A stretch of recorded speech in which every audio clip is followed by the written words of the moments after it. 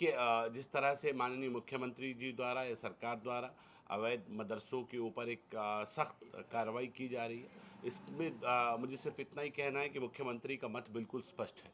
सही को छेड़ेंगे नहीं, गलत को छोड़ेंगे नहीं। और जो गलत है, आप भी बार बार पूछ रहे हैं कि अवैध मदरसों के ऊपर कार्रवाई हो रही है, तो अवैध कह रहे हैं ना आप। आपने ये तो नहीं कहा कि वैध मदरसों के ऊपर कार्रवाई हो रही है। किसी वैध को छेड़ा नहीं जा रहा। और मंशा सरकार की बिल्कुल स्पष्ट है। जो बच्चे इन मदरसों में पढ़ रहे हैं, उन बच्चों को बेहतर एजुकेशन मिल सके, उन बच्चों को बेहतर तालीम मिल सके। वो भी मेरे उत्तराखंड के बच्चे हैं, वो भी इस देश के भविष्य हैं। उनको केवल एक ही एजुकेशन तक सीमित क्यों रखा जाए, और उनके लिए बेहतर व्यवस्था की जाए। इसीलिए हमने मॉडर्न मदरसे बनाने का निर्णय लिया है स्टेट के अंदर।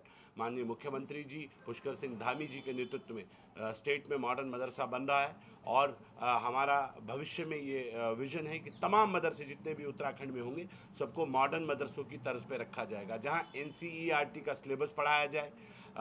उनको, हमारे बच्चों को भी नीचे बैठते बैठते बहुत वक्त हो गया है, वो भी कुर्सी टेबल के ऊपर बैठें, उनके पास भी अच्छा ड्रेस हो, वो भी अच्छी मॉडर्न एजुकेशन को हासिल कर सके, और वो हाफिज़ कुरान के साथ साथ डॉक्टर, इंजीनियर, फिलोसोफर बनकर साइंटिस्ट बन सके, और डॉक्टर APJ अब्दुल कलाम साहब के रास्ते पर देश को समर्पित भाव उनका नज़र आए, जिससे देश को ताकत मिले। मेरे प्रधानमंत्री और मेरे मुख्यमंत्री का मत बिल्कुल स्पष्ट है कि एक जो समाज है वो पूरी तरह से पिछड़ गया है, तुष्टीकरण की राजनीति का शिकार हुआ है, उस समाज को भी मुख्य धारा से जोड़ा जाए। इसीलिए उस समाज को मुख्य धारा से जोड़ने के लिए वो वक्फ अमेंडमेंट एक्ट आ रहा है कि गरीबों का हक दिलाया जाए। क्योंकि आज जो वक्फ की संपत्ति है उस पर गरीब नहीं बैठे हैं, उस पर अमीर बैठे हैं, तो गरीबों को तो कुछ मिल नहीं रहा।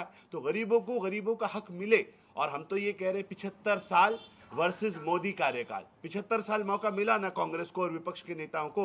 आप क्या कर सकते थे वक्फ के ऊपर, ये दुनिया जानती है, मुस्लिम समाज जानता है आपने क्या किया। आज मोदी सरकार ये अमेंडमेंट के बाद ये साबित करने की कोशिश कर रही है कि अब आप हमें मौका दीजिए, हम मुस्लिम समाज को कैसे मुख्य धारा में जोड़ते हैं, एक बार हमें भी मौका मिले। और हम भी खाली OIC या मुस्लिम पर्सनल लॉ बोर्ड या जमीयतुल उलमा हिंद यही मुसलमानों के ठेकेदार नहीं हैं, हम भी मुसलमान हैं। और हमारी भी जिम्मेदारी बनती है कि हम कम्युनिटी को सीधे रास्ते पे लेके जाएं और उस कम्युनिटी का भला कर सके। इसलिए हम साफ नियत के साथ मुस्लिम समाज का भला चाहते हैं। ये मोदी धामी सरकार ईमानदारी से इस समाज को, जिसको तुष्टीकरण की राजनीति के लिए जिसका शोषण हुआ है, उस समाज को मुख्य धारा में जोड़ने के लिए तमाम कोशिशें हो रही हैं। लोग लगातार हमारी नियतों पर शक करते हैं, नियतों पर शक करने की ज़रूरत नहीं है। जो सही होगा उसके साथ कोई छेड़छाड़ नहीं होगी, जो गलत होगा उसे हम बिल्कुल नहीं छोड़ेंगे। और इसी नियत के साथ सारे लोगों को साथ लेकर चलने का स्पष्ट मत है। क्या आप बताइए, क्या ये अधिकार सरकार को नहीं है कि पैसा कहां से आ रहा है और कहां खर्च हो रहा है? क्या, कौन सा सिस्टम चल रहा है, क्या सिस्टम चल रहा है, क्या एजुकेशन पैटर्न चल रहा है, सब कुछ सरकार को जानने का अधिकार है। इसलिए जहां गड़बड़ियां पाई जा रही हैं उनके खिलाफ हमने सरकारी सिस्टम से उनको नोटिस किया है। वो मदरसे सील हुए हैं। हम ये कह रहे हैं अगर वो सही सफाई दे दें और अपने रजिस्ट्रेशन करा लें तो मदरसे जैसे सील हुए हैं वैसे खुल भी जाएंगे। लेकिन चीज़ों को सही करने की जिम्मेदारी, जिन्होंने गलत किया है उनको सही करने की जिम्मेदारी उनकी है। वो अपने हिस्से का काम करें। हम बहुत ईमानदारी के साथ सरकार, माननीय मुख्यमंत्री जी इस समाज को भी मुख्य धारा में जोड़ना चाहते हैं। जो तुष्टीकरण की राजनीति करने वाले जो नेक्सस बन गए हैं, जो चंगुल बन गए, उनसे निकालना चाहते हैं। केवल और केवल इतना मत है, इसके अलावा किसी को न डरने की ज़रूरत है न कुछ और इसके अलावा।